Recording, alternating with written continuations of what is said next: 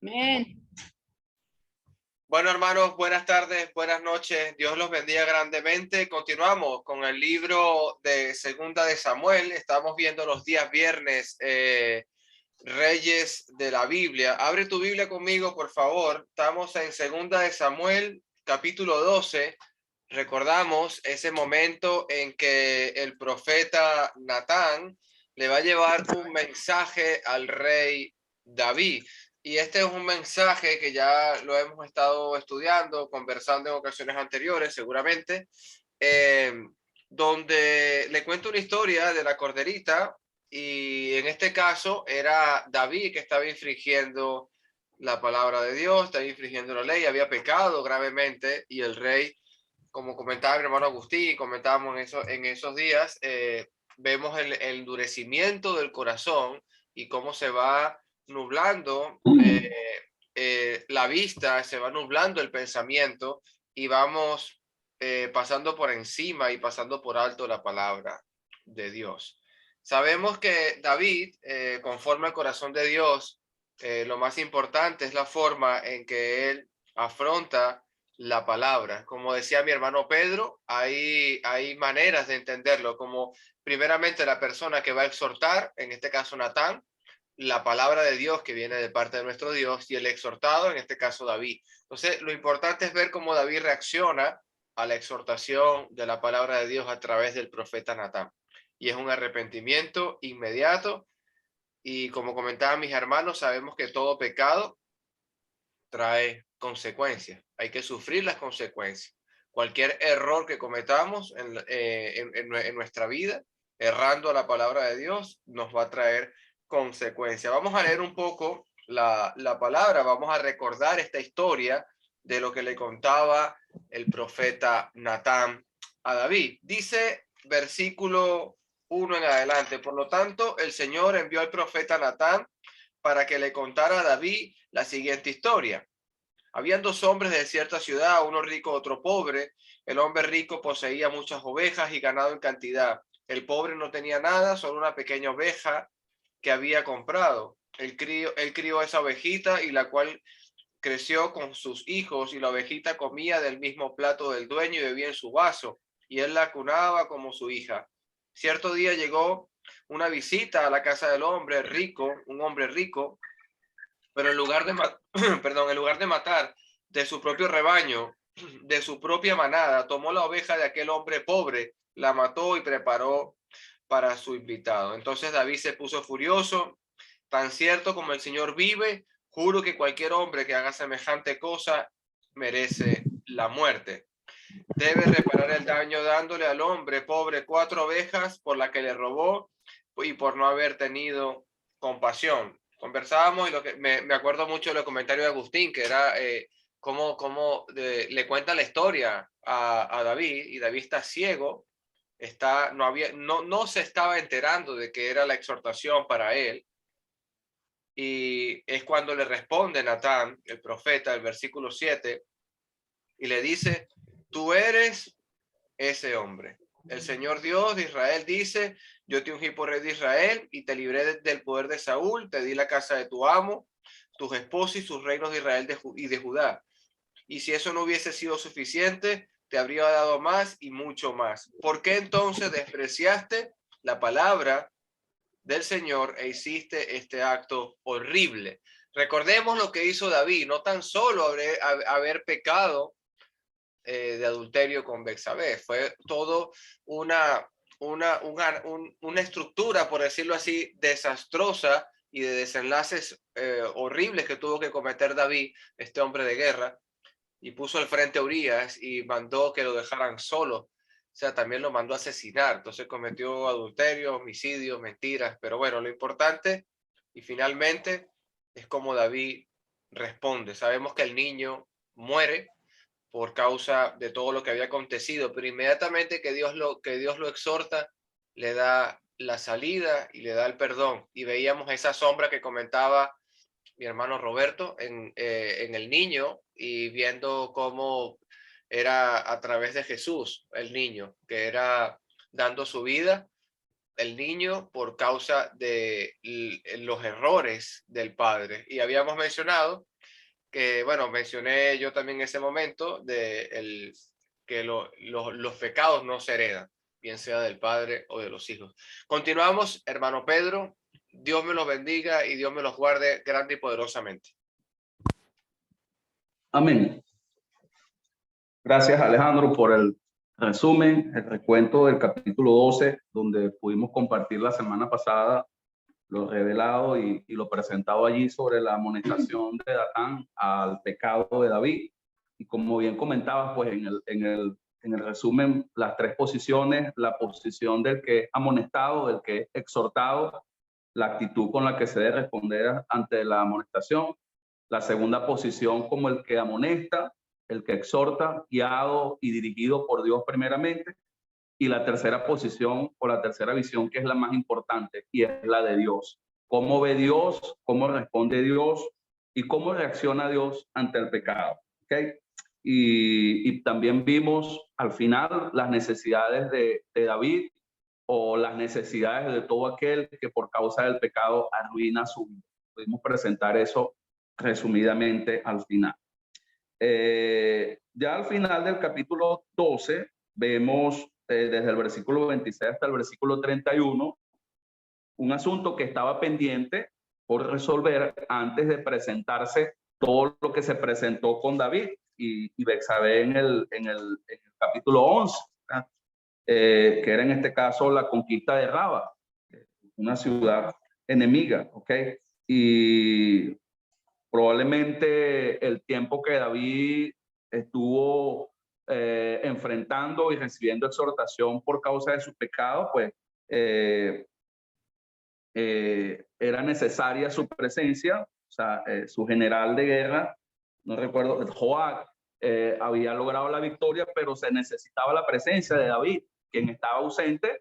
Sabemos por qué, en qué estaba enfrentando y en qué estaba David ocupado, ¿verdad? Entonces, desde el versículo 26 hasta el versículo 31 vemos que David es necesaria su presencia para terminar de conquistar esa ciudad enemiga, ¿okay? Que era prácticamente la última ciudad importante del mundo en aquel entonces, que aún faltaba por conquistar. Entonces, bueno, vemos a David, versículo 26, versículo 31, después de todo lo que hemos comentado y estudiado el capítulo 11 y 12, atendiendo ese asunto y acercándose allá con el ejército y terminando de conquistar esa ciudad, ¿okay?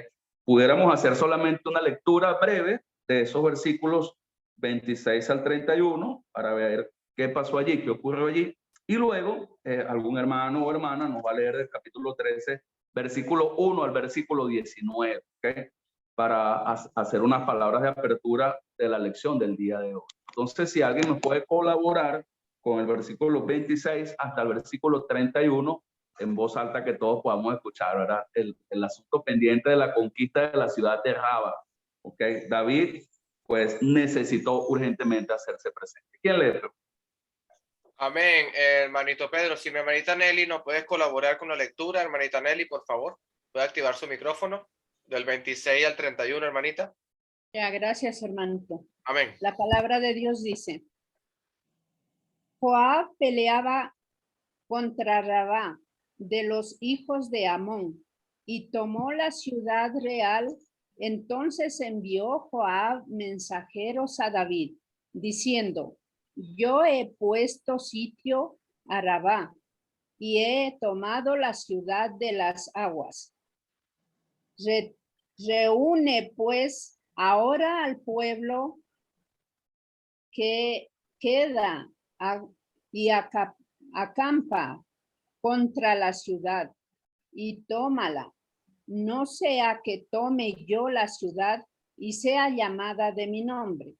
Y juntando David a todo el pueblo, fue contra Rabá y combatió contra ella y la tomó. Y quitó la corona de la cabeza de su rey, la cual pesaba 1 talento de oro y tenía piedras preciosas, y fue puesta sobre la cabeza de David. Y sacó muy grande sacó muy grande botín de la ciudad. Sacó además a la gente que estaba en ella y los puso a trabajar con sierras, con trillos de hierro y hachas de hierro. Y además los hizo trabajar en los hornos de ladrillo. Y lo mismo hizo a todas las ciudades de los hijos de Amón. Y volvió David con todo el pueblo a Jerusalén.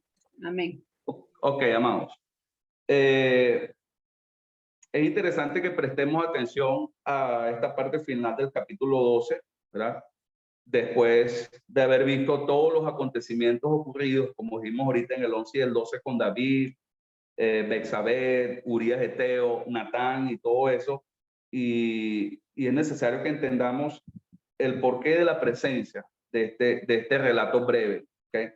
El por qué aparece acá este relato breve. Y bueno, nos podemos hacer la pregunta, cada uno de nosotros, y por supuesto participar voluntaria, pero muy brevemente, porque necesitamos entrar al capítulo 13 hoy, y no está allí por casualidad. Pudiera terminar la historia en el versículo 25 del capítulo 12, pero no termina allí. Hay un asunto pendiente y hay algo que Dios quiere mostrar específicamente en esos versículos. No sé si alguno de ustedes muy puntualmente quiere hacer una participación puntual al respecto. A ver, ¿quién puede comentarnos sobre eso que estamos mencionando? ¿Por qué está presente el relato? Porque había que culminar la guerra. Necesitaba ser tomada la principal ciudad de los amonitas, que era Rabá. ¿Por qué aparece esto aquí? Pregunto.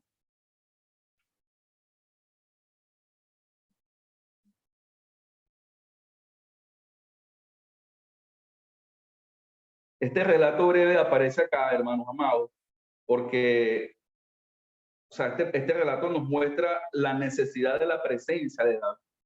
O este relato quiere mostrarnos en dónde se supone que debería haber estado David todo este tiempo, ¿verdad? En donde él debió, como dice al principio del capítulo 11, versículo 1, donde él debió haber salido a la guerra a terminar de tomar esa capital de los amonitas, Raba, pero no lo hizo. Se quedó en el palacio haciendo lo que ya sabemos que hizo allá.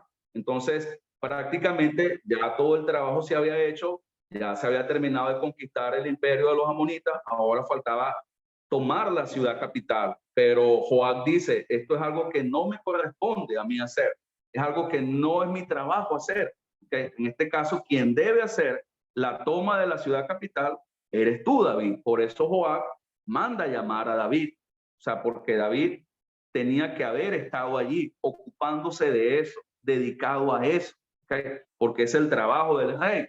Y fíjense como le dice Joab en el versículo 28, pues no sea que tome yo la ciudad y sea llamada de mi nombre. O sea, yo no puedo llegar allá a la ciudad, conquistar la ciudad, coronarme, tomar el botín, etcétera, etcétera, etcétera. Eso es algo que le corresponde al rey. Eso es algo que te corresponde a ti. Y bueno, David, a pesar de todo lo que acaba de ocurrir, hemos estudiado estos viernes, pues despierta, gracias a Dios, y va con el ejército. Y efectivamente, pues hace ya la parte final porque todo el trabajo estaba hecho y conquista la ciudad. Entonces, David debió haber estado ocupado en esa guerra. Si David hubiese estado ocupado en esa guerra, haciendo lo que le correspondía hacer como rey, como siervo de Dios, muy probablemente nada de lo que hemos estudiado en el capítulo 11 y en el capítulo 12 hubiese acontecido. Es la razón o el motivo por lo cual yo en lo particular percibo y entiendo que está ese breve relato al final del capítulo 12. David tenía que hacer su trabajo, ocuparse de lo que se tenía que ocupar, ¿verdad? Cuando no estamos haciendo lo que Dios nos llama a hacer, lo que Dios pide que hagamos, estamos en ociosidad o haciendo otras cosas, pues muy probablemente vamos a terminar como David, haciendo lo que no debemos y cosechando lo que comenzó a cosechar David en el capítulo 3. ¿Alguna pregunta, algún comentario o alguna reflexión al respecto antes de entrar al capítulo 3? Con toda confianza, siéntanse con toda confianza. Recuerden que es participativo y y todos tenemos la oportunidad de participar bien puntualmente. ¿Alguien quiere compartir algo? Hermanito querido, bendiciones. Sí, hay un contraste que estoy observando, claro, es algo que me llama la atención. En este caso, David va a tomar la corona del rey, hermano, y se la va a poner. No es lo mismo que ocurrió en 1 Samuel 15, que le perdonaron la vida al rey. Y estaba ahí alegre y estaba Saúl y ya esto es diferente. Esto es un contraste, hermano. Ok. Otra cosa que también yo veo y percibo, y bueno, les pido que me corrijan si estoy equivocado o si lo ven distinto, que me llama mucho la atención después de todo lo que hizo David, después de todo lo que ocurrió, después de toda la amonestación de parte de Dios, de parte del profeta, pues cómo aún Dios sigue bendiciendo, cómo aún Dios sigue entregando ciudades, porque prácticamente el imperio amonita era el último imperio poderoso de aquel tiempo que faltaba por conquistar. Y a pesar de todo lo que pasó, Dios lo entregó, Dios dio la victoria sobre. Es algo que a mí particularmente me llama mucho la atención. Y bueno, David se pone la corona y se queda con todo el botín de la ciudad. Y lo que llega a mi corazón simplemente es la fidelidad de Dios, la gracia de Dios, en dar lo que no merece, en el regalo no merecido. Ahora, a pesar de lo que acaba de pasar, a pesar de lo que acaba de ocurrir, Dios sigue siendo fiel a su pueblo, a su promesa. Simplemente eso. Si hay algún otro comentario, pueden hacerlo ahora en este momento con toda confianza, antes de pasar al capítulo 13. A ver. ¿Algún hermanito? Hermano, aquí vemos también la fidelidad de Jehová, de Joab a David, ¿verdad? También en este momento, después le va a traicionar, pero aquí en este momento él está demostrando lo que un buen soldado debe de ser con su jefe, ¿no? Y nosotros con nuestro Dios, nuestra fidelidad a Dios y dándole a él la gloria. Dándole la gloria. Está mostrando un buen ejemplo, Joab. Correcto, sí, está siendo leal a su general. Claro que sí, excelente. Buenísimo. Buenísimo. A ver. Algo que también vemos, por lo menos, sé que no estuve en las otras clases, pero otras veces hemos hablado acerca de estos temas y que de una forma u otra lo hemos visto, pues, es que a pesar de que Dios está siendo fiel, pero también se ve esa reprensión de parte de Dios, pues, por cuenta del pecado. Claro, que sí. Yo te soy fiel porque está siendo fiel desde la promesa que le hizo a Abraham, pero también en la parte de que David cometió el error, también le enseñó, o sea, le mostró, mira, cometiste este error, estas son las consecuencias. Claro, él restauró su camino, él retomó su camino, siéndole fiel a Dios también, obediente, pero vemos que sí hay ese llamado de atención también de parte de Dios cuando estamos haciendo las cosas mal, pues, por decirlo así. Claro que sí, amado Nelson. Ese es el tema de hoy. A ver, ¿alguien más quiere compartirnos algo sobre esta parte final del capítulo 12? Si no hay, pues vamos a comenzar la lección del día de hoy y vamos allá a entrar al capítulo 13 y a pedir a alguna hermana o hermano que voluntariamente nos pueda leer los primeros 19 versículos. Leo. A ver. Yo leo. Claro que sí, hermana Alex. Capítulo 13, segunda de Samuel, Amón y Tamar. Aconteció después de esto que teniendo Absalón, hijo de David, una hermana hermosa que se llamaba Tamar, se enamoró de ella Amón, hijo de David. Y estaba Amón angustiado hasta enfermarse por Tamar, su hermana, pues por ser ella virgen, le parecía a Amón que sería difícil hacerle cosa alguna. Y Amón tenía un amigo que se llamaba Jonadab, hijo de Simea, hermano de David. Y Jonadab era hombre muy astuto. Y este le dijo: hijo del rey, ¿por qué de día en día vas enflaqueciendo así? ¿No me lo descubrirías a mí? Y Amón le respondió, yo amo a Tamar, la hermana de Absalón, mi hermano. Y Jonadab le dijo, acuéstate en tu cama y finge que estás enfermo. Y cuando tu padre viniere a visitarte, dile, te ruego que venga mi hermana Tamar para que me dé de comer y prepare delante de mí alguna vianda, para que al verla yo la coma de su mano. Se acostó pues Amón y fingió que estaba enfermo. Y vino el rey a visitarle. Y dijo Amón al rey, yo te ruego que venga mi hermana Tamar y que haga delante de mí 2 hojuelas para que yo coma de su mano. Y David envió a Tamar a su casa diciendo, ve ahora a casa de Amón tu hermano y hazle de comer. Y fue Tamar a casa de su hermano Amnón, el cual estaba acostado, y tomó harina y amasó e hizo hojuelas delante de él y las coció. Tomó luego la sartén y la sacó delante de él, mas él no quiso comer. Y dijo Amnón, echa fuera de aquí a todos. Y todos salieron de allí. Entonces Amnón dijo a Tamar, trae la comida a la alcoba para que yo coma de tu mano. Y tomando Tamar las hojuelas que había preparado, las llevó a su hermano Amnón a la alcoba. Y cuando ella se las puso delante para que comiese, asió de ella y le dijo, ven, hermana mía, acuéstate conmigo. Ella entonces le respondió, no, hermano mío, no me hagas violencia, porque no se debe hacer así en Israel. No hagas tal vileza. Porque ¿a dónde iría yo con la deshonra? Y aún tú serás estimado como uno de los perversos en Israel. Te ruego pues, ahora que hables al rey, que él no me negará a ti. Mas él no la quiso oír, sino que, pudiendo más que ella, la forzó y se acostó con ella. Luego la aborreció Amnón con tan gran aborrecimiento que el odio con que la había amado, que el odio con la que aborreció fue mayor que el amor con que la había amado. Y le dijo a Amnón, levántate y vete.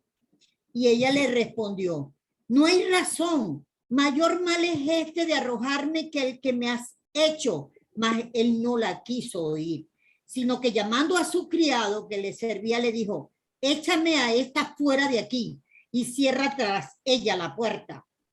Y llevaba ella un vestido de diversos colores, traje que vestían las hijas vírgenes de los reyes. Su criado pues la echó afuera y cerró la puerta tras ella. Entonces Tamar tomó ceniza y la esparció sobre su cabeza y rasgó la ropa de colores con la que estaba vestida, y puesta su mano sobre su cabeza, se fue gritando. Amén. Gracias, hermana Alex. Queridos hermanos, cuando yo en lo particular comienzo a leer el capítulo 13 de Segunda de Samuel y todos los acontecimientos que se desencadenan de allí, no puedo dejar de pensar en la crueldad, en la injusticia, etcétera, etcétera, etcétera, y la maldad y todo lo demás. Pero en medio de eso hay un principio y una verdad muy poderosa que está revelada en la palabra de nuestro Dios, que estoy seguro que todos acá debemos conocer. Gálatas capítulo 6, versículos 7 al 8. No os engañéis, Dios no puede ser burlado, pues todo lo que el hombre sembrare, eso también segará. Porque el que siembra para su carne, de la carne segará corrupción, mas el que siembra para el espíritu, del espíritu segará vida eterna. Amados, David estaba comenzando a cosechar de la carne. David estaba comenzando a cosechar lo que había sembrado. Y esa es una ley universal, un principio poderoso de la palabra de Dios. Todo lo que yo siembro, pues eso voy a cosechar. Y lo interesante es que en esa ley de la siembra, lo que yo siembro, cuando lo cosecho y lo recojo multiplicado. O sea, lo que yo siembro, no voy a recibir la cantidad de lo que siembro. Lo que voy a sembrar, lo que voy a cosechar o a recoger va a ser multiplicado. Entonces, una tarde de descuido, de pecado, de carnalidad, de ocio de David, o sea, haber sembrado en algo tan pequeño una semilla como esa, amados, trajo una cosecha terrible para David. Trajo una cosecha terrible para David que ya está comenzando a evidenciarse. Yo creo y estoy percibiendo en estos pasajes que yo por lo menos en lo particular, no sé ustedes, pero por lo menos yo en lo particular, creo que tengo que cambiar un poco más mi entendimiento de Dios y del carácter de Dios. Muchas veces decimos a nuestros hijos cuando pecan, o a los hermanos, o a la gente que servimos cuando pecan, bueno, arrepiéntete y Dios te perdona, ¿verdad? Arrepiéntete y sigue adelante, Dios te perdona. Pero, y casi siempre obviamos el decirle, ¿verdad?, que Dios perdona, pero disciplina, y el pecado tiene consecuencias. Lo que yo siembre, eso voy a cosechar. Hay perdón, hay restauración, hay misericordia de parte de Dios.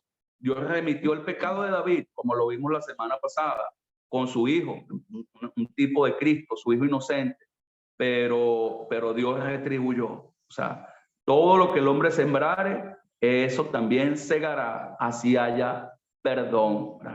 Entonces, Dios perdonó, Dios remitió, Dios borró el pecado de David, pero como lo vimos en el versículo 11 del capítulo 12, hubo castigo de parte de Dios. Y simplemente quiero leer el versículo 11, que también lo leímos la semana pasada. He aquí yo haré levantar el mal sobre ti de tu misma casa, y tomaré tus mujeres delante de tus ojos, y las daré a tu prójimo, el cual yacerá con tus mujeres a la vista del sol. Porque tú lo hiciste en secreto, mas yo haré esto delante de todo Israel y a pleno sol, ¿verdad? Y ahí vino el arrepentimiento de David en el versículo 13, el capítulo 12, pequé contra Jehová. Qué maravilloso el espíritu de David, qué hermoso, ¿verdad? Y el perdón y la misericordia de Dios, pero hay consecuencias. Una de las cosas que tenemos que enseñar sobre el pecado no es solamente que Dios lo perdona, no solamente que Dios es misericordioso, sino que tiene consecuencias catastróficas, tiene consecuencias terribles, hermanos, ¿verdad? No es suficiente decir, bueno, Dios te perdona si te arrepientes, que es verdad, no lo estamos negando. Simplemente estamos recomendando reconocer para nosotros mismos primeramente, y a quienes Dios nos permite servirle, pues recordarles que el pecado, pues, no solamente es perdonado cuando nos arrepentimos delante de Dios, sino que también el pecado trae consecuencias. El pecado trae problemas, adversidades, trae una cosecha terrible, hermanos, horrible.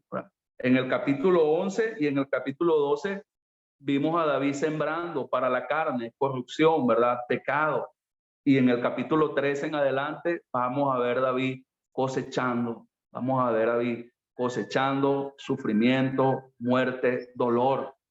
Y prácticamente lo que David cosechó en sus hijos fue lo que él sembró.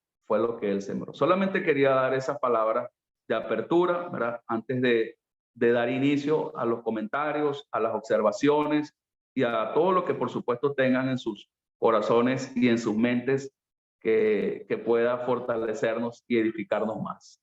Queremos escuchar sus comentarios y sus observaciones. Bueno, mis amados hermanos, hace como un año hice un curso con el hermano Eduardo Mujica sobre varios temas que casi nunca lo estudiamos. Y dentro de los temas estaba la homosexualidad y estaba la violación y la masturbación, la pornografía. Y justamente estudiamos este capítulo de Segunda de Samuel en la violación. Y bueno, no sé si tendrá que ver con el tema, pero recuerdo exactamente que esta violación, porque aquí hay una violación, Tamar fue ultrajada. Hermana Ali, su micrófono, por favor. Lo que pasó fue que me cerraron. Perdone usted. Bueno, entonces la violación que se ve aquí en este capítulo, porque fue una violación y que lamentablemente son muchas las mujeres que hoy en día son violadas y muy lamentablemente ahora son desde los niños. Hay un porcentaje muy, muy alto, y es que las violaciones vienen de los miembros de nuestra propia familia. Hablaba en ese curso que el mayor porcentaje de mujeres, de niños violados, vienen de miembros de su familia, tal como sucedió aquí en el caso de Tamar, donde es violada por su hermano. Parece que eso quedó para siempre, porque ese es el denominador común de las violaciones. Las violaciones son hechas por miembros más cercanos de la familia. Gracias. Amén. Gracias, hermana Alex. Excelente. ¿Quién más quiere compartirnos? Roberto. Hermano Robertito. Y creo que en la clase debemos de concretarnos a comentar lo que aprendemos de Dios, de su palabra, del contenido de la palabra de Dios en relación a los eventos que están tomando.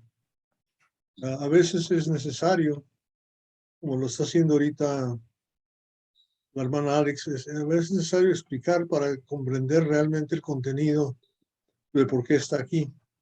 Pero la pregunta que nos debemos hacer es: ¿qué aprendemos de Dios? ¿Qué aprendemos de Dios? ¿Qué es lo que Dios nos está tratando de enseñar? Y obviamente Dios es el que pone los límites. Dios es el que establece cuál es la justicia, qué es lo que está bien y qué es lo que está mal desde el principio. ¿Qué es la luz? ¿Qué son las tinieblas? Y aquí tenemos que entender que esa es la enseñanza que debemos de aprender. O sea que el hecho de lo que Él estaba haciendo, ya desde nuestra mente, dentro de nuestra sociedad, se nos hace aberrante, nos hace desviado, perverso. Pero aquí nos está diciendo que es perverso.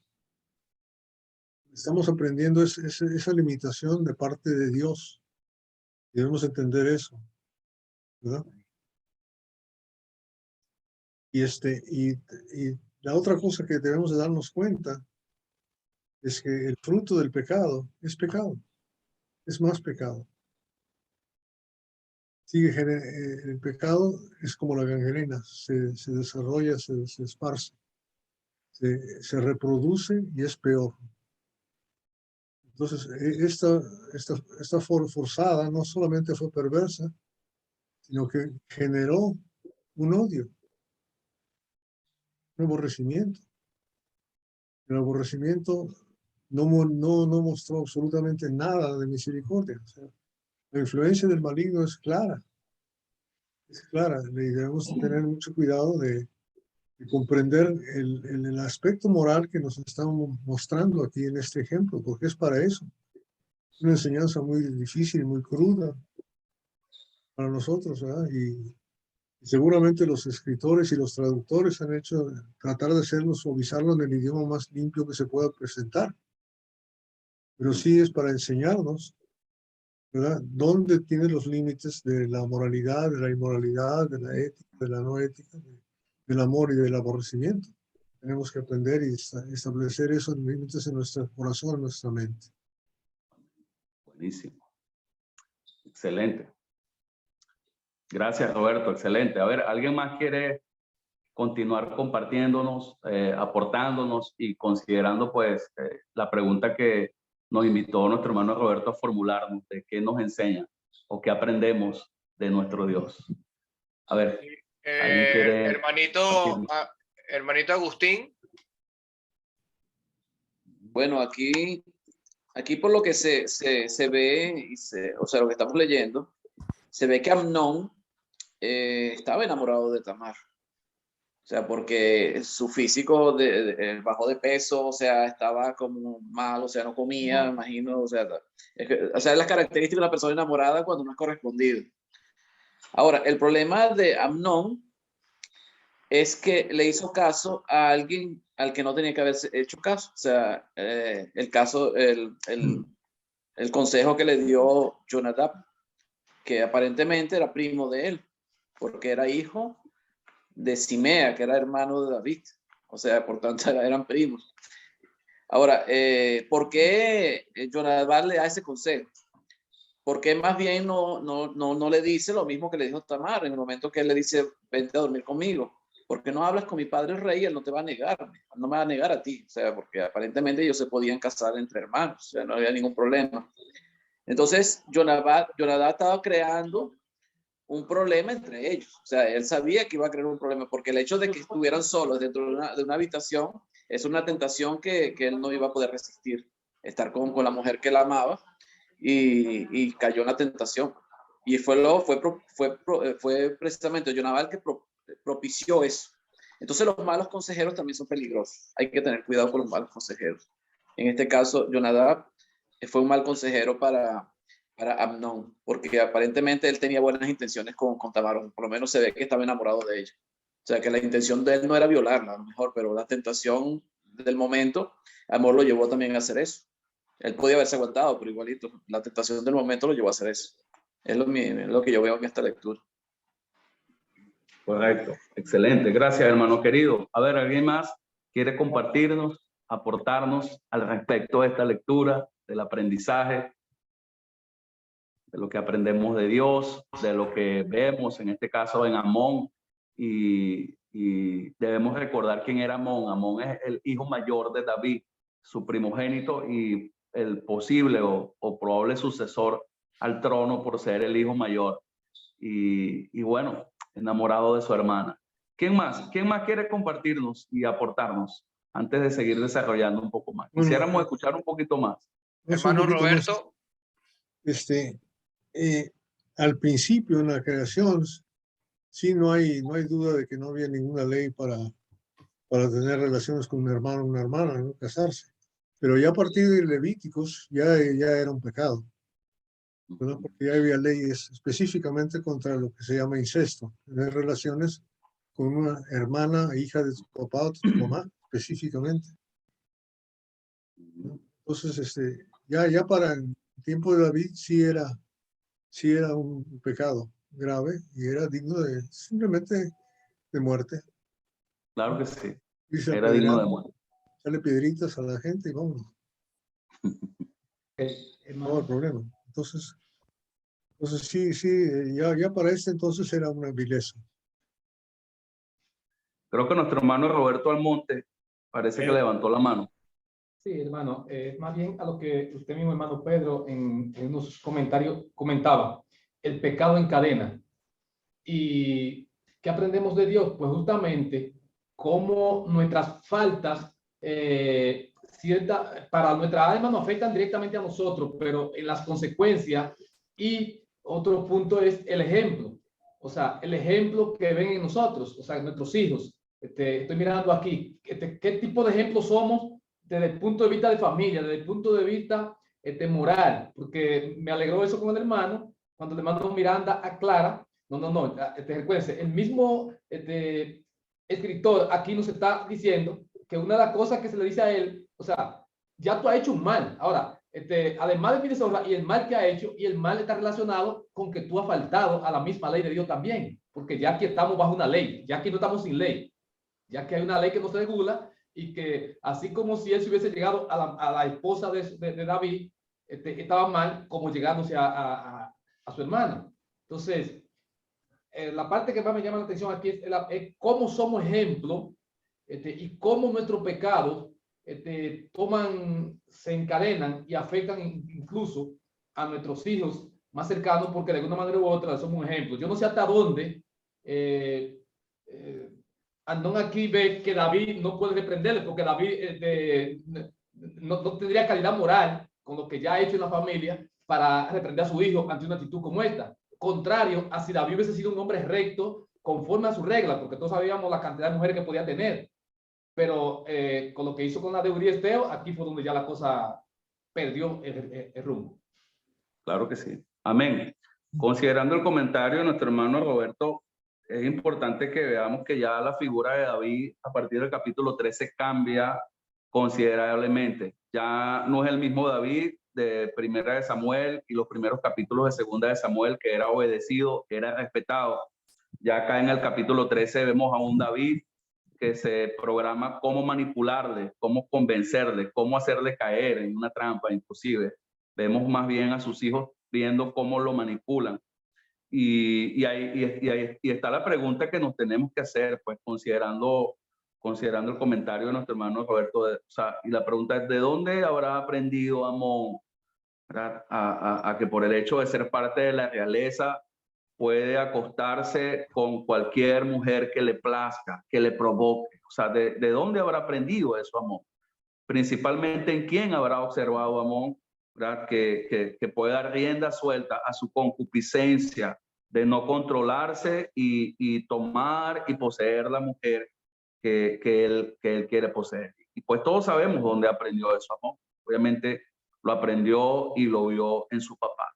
Lo aprendió y lo Hermano vio Pedro, en aquí en el capítulo, en el versículo 15 que dice, luego la aborreció Amón con tan gran aborrecimiento que el odio con que la aborreció fue mayor que el amor con la que la había amado.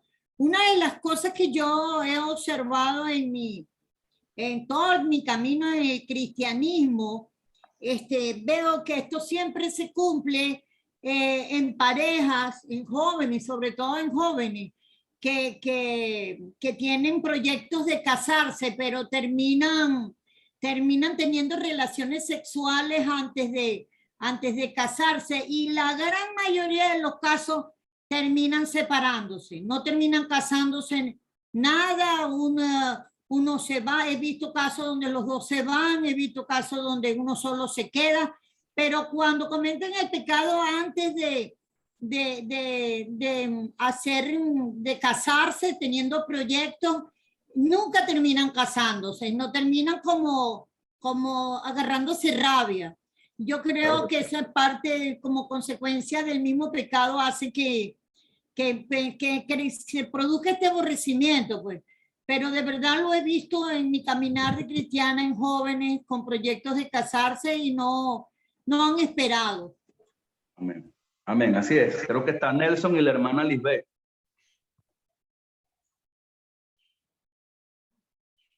Muy buenas tardes, hermanas. Espero que todos se encuentren bien. Tomando el orden de ideas de la historia, o cuando ustedes comentaban que él escuchó a la voz al consejo de este siervo que estaba al lado de él, y escuchándole e hizo lo malo. Me recuerda otro ejemplo en Génesis capítulo 39, cuando estaba José y la esposa de Potifar le hablaba cada día para que él pues se acostara a su lado, al lado de ella, y dice la palabra de Dios que él no la escuchaba, y entrando él un día a la casa, ella le acechó. Pero ¿qué hizo él? Él salió y la dejó. Entonces cada día ella lo trabajaba para que él se acostara a su lado. Sin embargo, era un hombre temeroso de Dios y huyó. Entonces podemos ver aquí cómo nosotros tenemos la decisión y todo comienza también con un pensamiento. Por eso Filipenses dice que en todo lo bueno, en todo lo puro, en todo lo amable. Entonces, el pecado nace con un pensamiento, con un deseo. Y si yo no lo freno, no lo llevo preso o cautivo a Cristo, entonces lleva a la acción. Y allí es cuando todo es un caos, ¿no? Entonces podemos ver acá dos ejemplos donde a pesar de que comentaba el hermano Roberto que en los tiempos de David ya era pecado, vemos que en Génesis, si aún no lo era, pues él sabíamos que los mandamientos eran no codiciar, ¿no? Ni a la esposa, ni al buey, ni nada del vecino. Entonces, desde un principio Dios ha con nosotros en cuanto al pecado.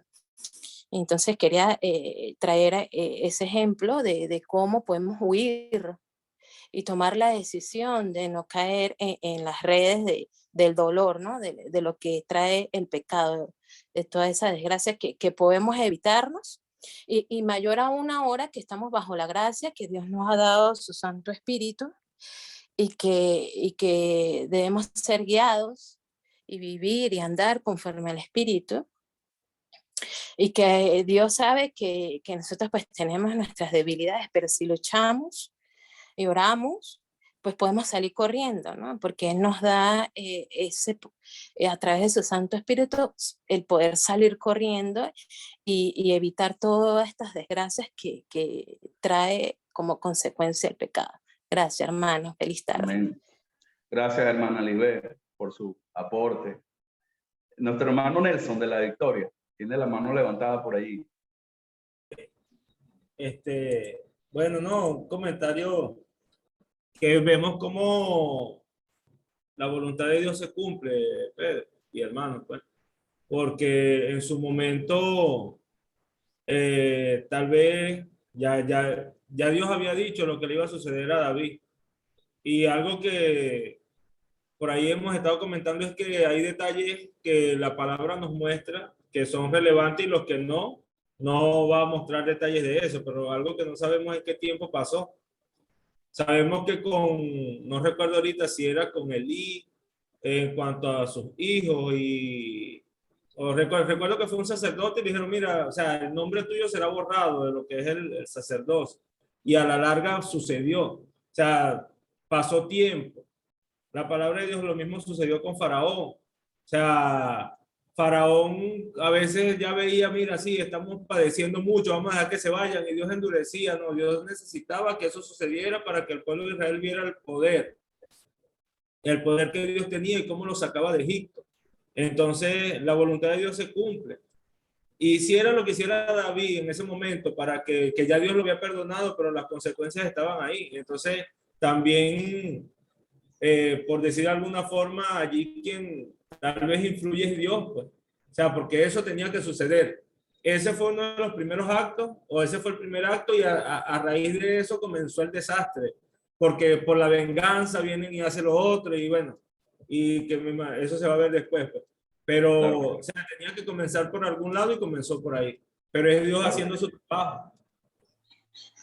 Okay. Entonces vemos acá que lo primero que comienza a cosechar David en el capítulo 13 es la violación. La violación. Después de haber sembrado lo que sembró en el 11 y 12, en el 13 comienza a sembrar, a cosechar, en este caso, violación, inmoralidad sexual entre su misma familia, porque eso fue lo que él sembró, porque eso fue el ejemplo que él dio, dar riendas sueltas a su concupiscencia, por simplemente ser el rey. Entonces, no solamente vemos violación, vamos a continuar leyendo para que nos dé chance al menos de abarcar el capítulo 13, desde el versículo 20 al 39, para que veamos que no solamente cosecha David violación, sino que también cosecha venganza, cosecha homicidio, ¿okay?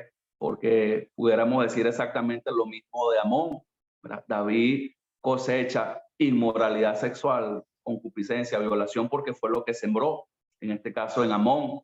Y del versículo 20 al 39 vemos homicidio y asesinato de parte de Absalón hacia su hermano, porque fue lo que también el mismo David sembró cuando mandó a asesinar vilmente a Urías.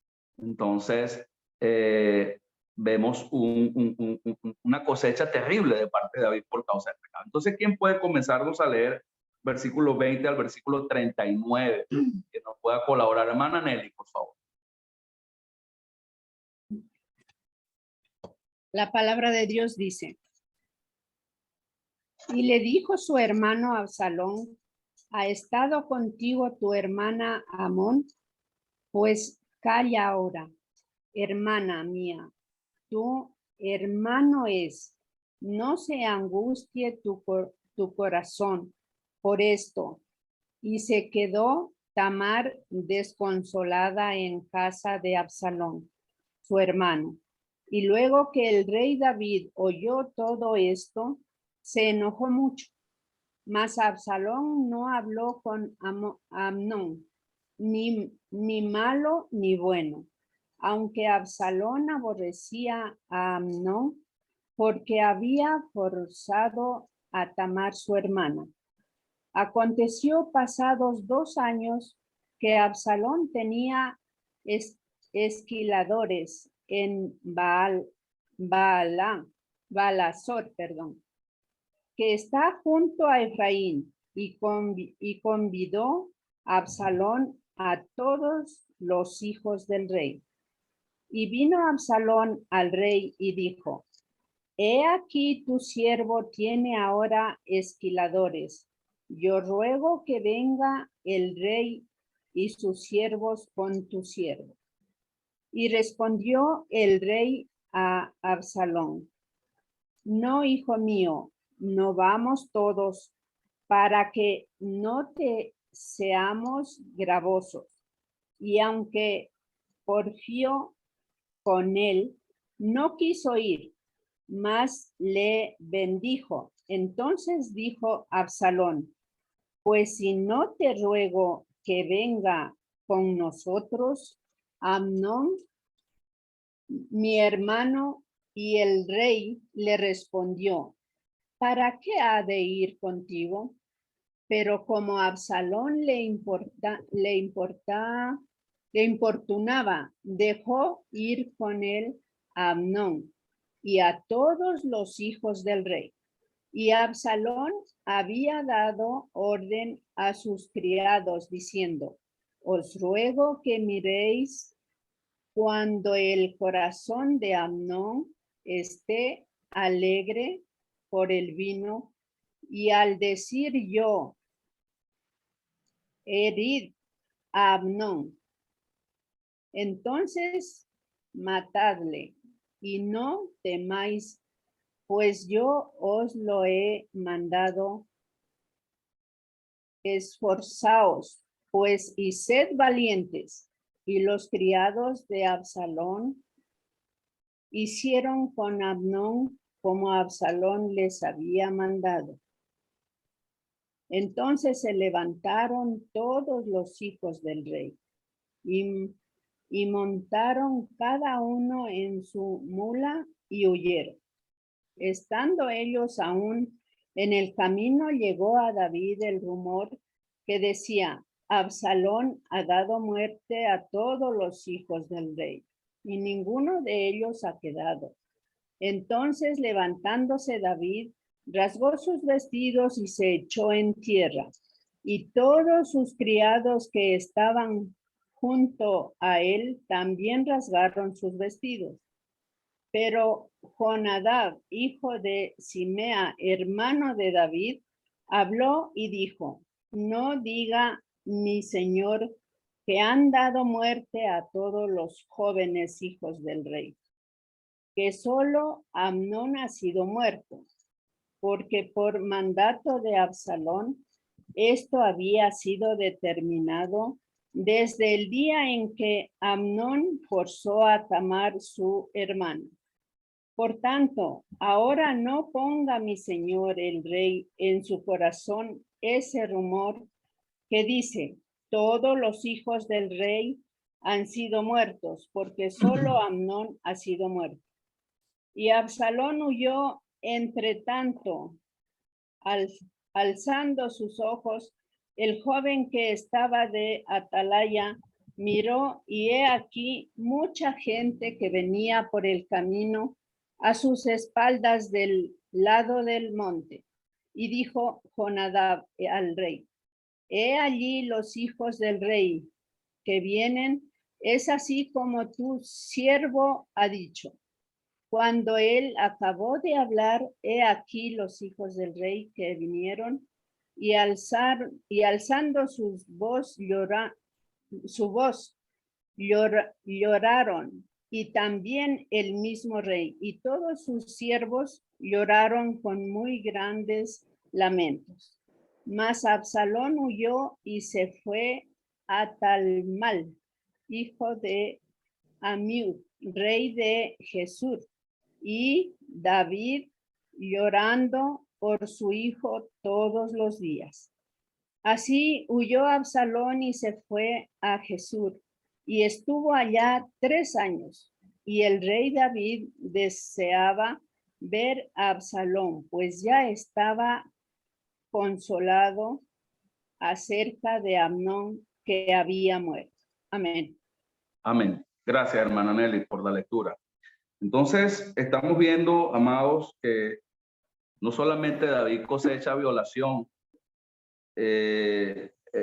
concupiscencia desenfrenada y cosas así, también cosecha venganza y homicidio, también cosecha venganza y homicidio, y también cosecha la fugitividad de uno de sus hijos, porque desde el versículo 34 Absalón termina huyendo, y cosecha también fuerza e influencia entre la nación, ¿verdad? Porque cuando Absalón huye, según lo que vemos en el versículo 34, a su abuelo, porque prácticamente el rey Jesús era su abuelo porque era el padre, ¿verdad?, de su mamá. En este caso era una esposa que David tomó, ¿okay? En este caso la madre de Amón, que no era israelita, sino que era de este lugar, ¿okay? A donde fue a huir, a su abuelo en este caso. Entonces vemos cómo gran parte del pueblo se fue, buena parte del pueblo se fue también con Absalón. Absalón no se fue solo, que ya David había perdido mucha influencia, credibilidad y testimonio ante la nación. Entonces, hay algo interesante que yo quisiera, pues, en lo que pensáramos y reflexionáramos acerca de la reacción de David, ¿verdad? Especialmente al inicio de la lectura, en el versículo 21, viendo la reacción de David al enterarse de lo que hizo, en este caso, Amón con su hermana Tamar. Es importante que veamos que la reacción de David solamente fue de ira, ¿okay?, y de enojo en el versículo 21. Pero ¿cómo debió haber reaccionado David al enterarse? O sea, yo quisiera que pensaran un poco en esto. ¿Cómo debió haber reaccionado David al enterarse de la violación de su hija, ¿okay?, por parte de su hijo mayor? Me gustaría escuchar su opinión al respecto. Hermano querido, yo tengo una consulta, más bien, no voy a, una pregunta. En la ley de Moisés, estoy preguntando, no afirmando, en la ley de Moisés aparecía que si alguien violaba a otra persona, era por testimonio de 2 o 3, se puede hacer apedreado, hermanito Pedro o hermanos. Sí, el que viola la ley de Moisés con el testimonio de 2 o 3 testigos muera irremisiblemente, no me equivoco, dice la ley.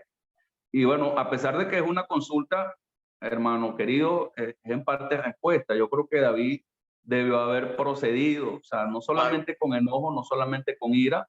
David debió haber disciplinado, debió haber amonestado a su hijo por lo que hizo, y debió haber también, por supuesto, consolado a su hija, restituir a su hija por la violación. Por lo menos la escritura nos muestra a un David disciplinando o corrigiendo, simplemente airándose. Y yo creo que hay un error de parte de David, el no haber corregido. Yo creo que ayer estuvimos hablando un poquito en una clase de los jueves en la mañana sobre lo importante de disciplinar a tiempo, ¿verdad?, lo importante de ejercer disciplina.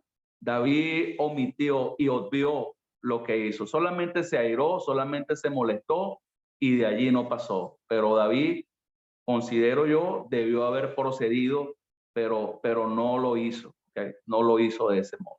Igualmente, reacciona equivocadamente al enterarse de la venganza de su hijo Absalón asesinando a Amón. O sea, igualmente lo que hace es airarse, llorar, entristecerse y ver a su hijo partir, hacia la tierra de su abuelo y llorar por él todos los días. No vemos a un David preocupado por restablecer o por resolver o enmendar un poco la situación. Entonces, es una opinión muy particular que tengo al respecto. Me gustaría escuchar sus comentarios y sus apreciaciones al respecto, que ya estamos entrando a la recta final de la reflexión del día de hoy. Algo que por lo menos ahí, debido a la referencia en cuanto a lo de David con su hija, es que lo que hay que tener en cuenta es el contexto histórico y cómo era el pueblo de Israel en cuanto a eso. O sea, por el trato con la mujer. El trato con la mujer, a pesar de que la ley habla de estas cosas, también el pueblo israelita no, según lo que se ve con los judíos, o sea, el valor, y hay comentarios que han dicho que el valor que tenía la mujer era muy poco. De hecho, dice que ellos la trataban más bien como solamente para procrear. Entonces, tal vez por eso, ese punto de vista allí, pues, un comentario, tal vez por eso él no arremetió ni dijo nada a su hijo, y tomando en cuenta también lo de la ley, él estaba solo con ella cuando sucedió eso también, pero es una opinión, pues. Ok, está bien. Gracias, hermano Nelson. A ver, ¿alguien más? Hermana Nelly. Bueno, es un comentario nomás, ¿no? Como dijo el hermano Alejandro. En realidad, para mi criterio, veo que David actúa de esa manera porque actuó como padre, porque cuando uno se tiene hijos, no hay hijo malo, no hay hijo bueno, todos son hijos y a todos se los quiere por igual. Entonces me parece que en ese caso se dejó llevar por el sentimiento de padre y más no veía el pecado o el acto en el cual el hijo estuvo. Ese nomás es mi comentario. Gracias, hermana. Buen comentario, excelente. Roberto Almonte. Sí, es que no sé si malentendí la pregunta del hermano Manuel.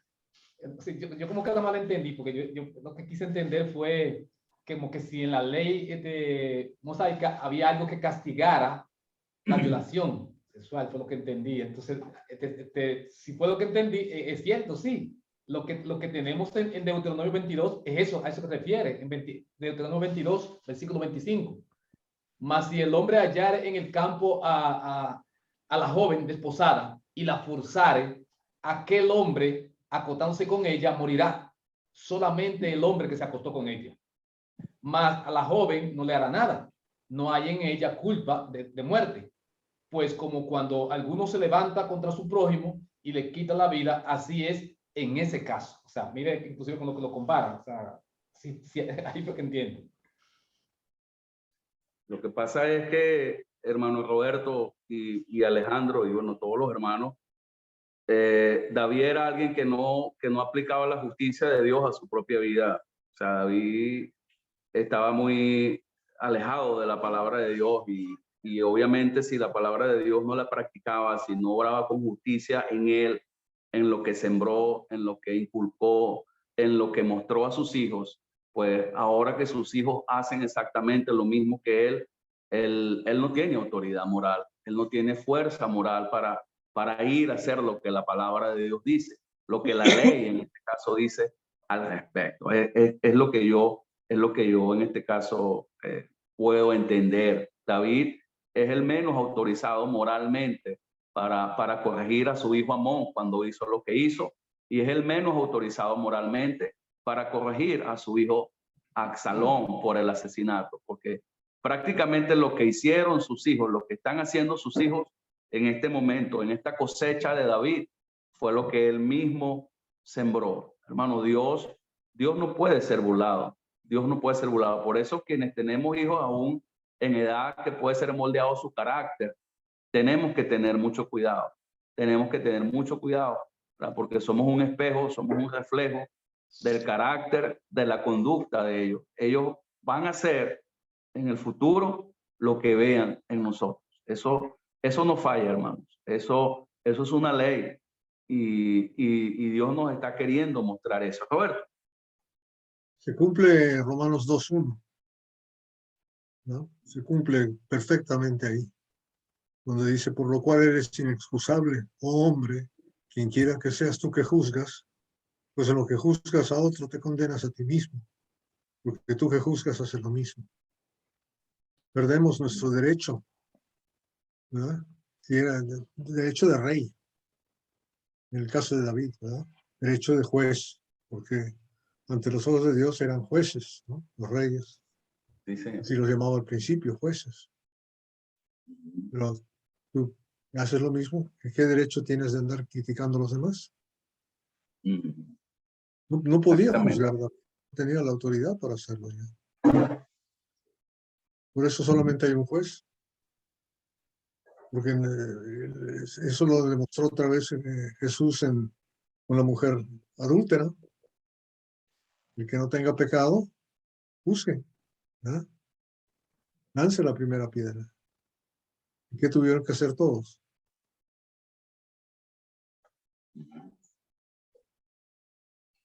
¿No? Solo eso. Amén. Ok, bueno, excelente. Dios no puede ser burlado, hermanos. Y gracias a Dios y gracias a Él mismo, Él es el juez. Él es el juez. Y yo creo que es lo que está queriendo mostrarnos en este acontecimiento, ¿verdad? En este evento, en esta escena, en este escenario que estamos presenciando. Que Dios está viendo, que Dios está observando, que Dios está tomando en cuenta lo que hacemos. Porque lo que hacemos, lo que sembramos, eso vamos a cosechar, eso vamos a recibir. Y quien se va a encargar de eso va a ser él mismo. Quien se va a encargar de cumplir ese principio va a ser él. Entonces, si no hay algún otro comentario, si no hay alguna otra aportación, alguna otra